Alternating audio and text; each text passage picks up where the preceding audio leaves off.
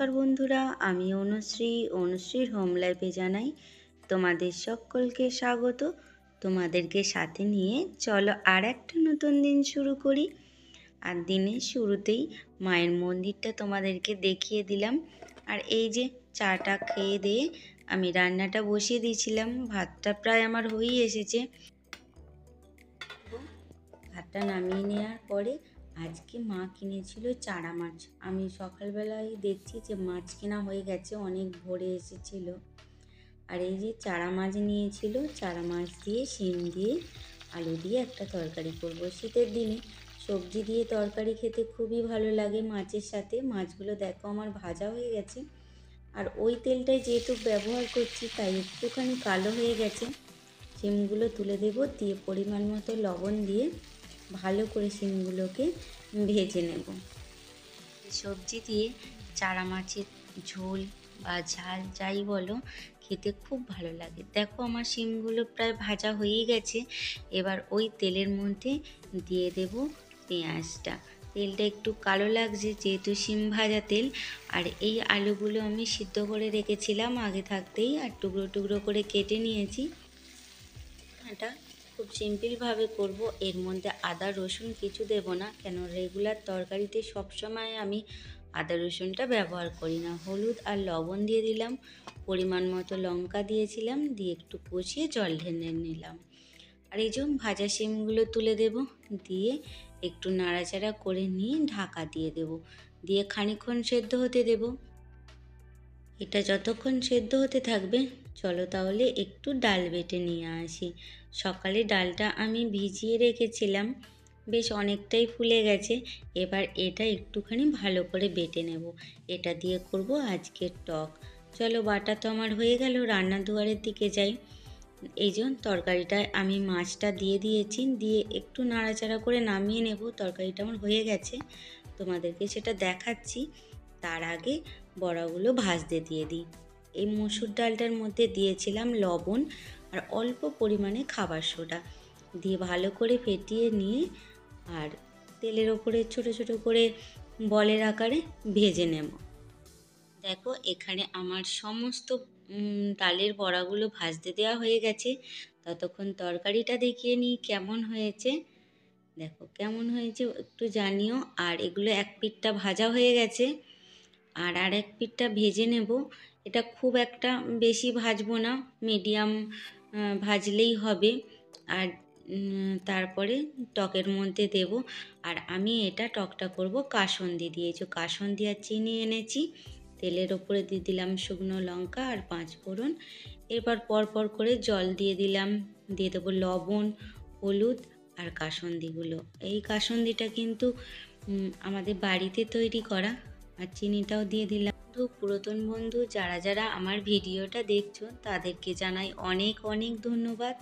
নতুন বন্ধু তোমরা যারা দেখছো প্লিজ চ্যানেলটা সাবস্ক্রাইব করে পাশে থেকো। আর আমার সকল বন্ধুদেরকে বলবো ভিডিওটা ভালো লাগলে একটি লাইক করতে ভুলো না কিন্তু।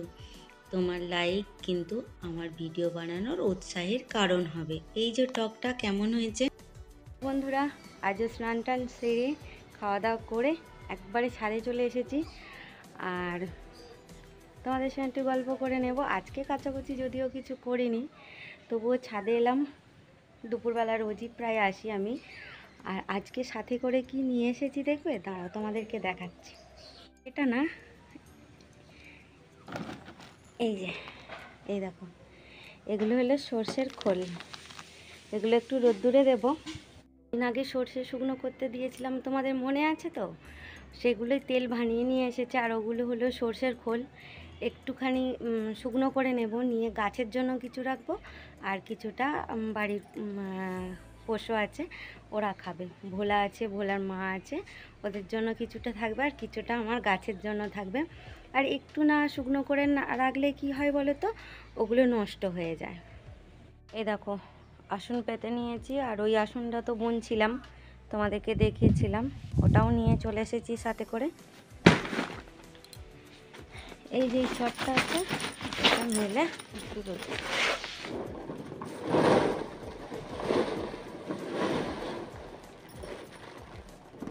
এই যে খোলটা রোদ্দুরে দিয়ে দিলাম। এই খোলটা প্রচণ্ড ঝাঁঝ, প্রচণ্ড সর্ষের তেলের। এই সর্ষের খোলগুলো গাছের পক্ষে কিন্তু খুবই ভালো, পশু পাখির পক্ষে মানে পশুদের পক্ষেও তো ভালোই, কিন্তু গাছেদের পক্ষে এই খোলটা খুব উপকার দেয়। এটা একটু ভিজিয়ে দিতে হয়, নাহলে খুব গুঁড়ো করে নিতে হয়, নিয়ে আর গাছের গোড়া অল্প পরিমাণে দিতে হবে। সব গাছ এই সর্ষের খোল সহ্য করতে পারে না, কেননা এটা প্রচুর স্ট্রং হয়, আর যেহেতু ঘরের বানানো আরোই এর মধ্যে জোরালো হবে, কেননা আদার্স এর মধ্যে কিছু দেয়া হয়নি, শুধু সর্ষে ছিল। তোমরা তো দেখেইছিলে আমার আগের ভিডিওতে। তো গাছে তো আমি দেবই, এই সর্ষের খোল একটু দেবো গাছে। বন্ধুরা, আগের দিনে দেখিয়েছিলাম তোমাদেরকে আসনটা, এই যে এইভাবে আগিয়ে চলেছি। আর দেখো রসুনগুলো বসিয়েছিলাম, কলাও বেরিয়ে গেছে, হয়তো 2 দিন বাদে গাছও হয়ে যাবে আশা করছি। আর এই দেখো, বললাম যে একটা লঙ্কা চারা বেরিয়েছে, তা না, একটু রোদ্দুরের দিকে দিতে কত লঙ্কা চারা বেরিয়েছে দেখেছো বন্ধুরা। দেখো বন্ধুরা, আমার বাগানে এলো নতুন ফুল, দেখেছো কত সুন্দর হয়েছে। এত দিনের আমার একটু একটু করে যত্নের ফল আজকে দেখে আমার মনটা খুব আনন্দে ভরে গেল, নিশ্চয়ই তোমাদেরও ভরে যাবে।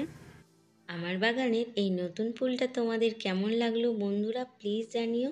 আর এই ফুলটার নাম আমি যতদূর জানি এর নাম ভার্বিনা, ঠিক বললাম তো? চলো তাহলে বন্ধুরা, গাছগুলোতে জল দিয়ে নিই, আর বেলা থাকতে থাকতে জল দিয়ে দেব।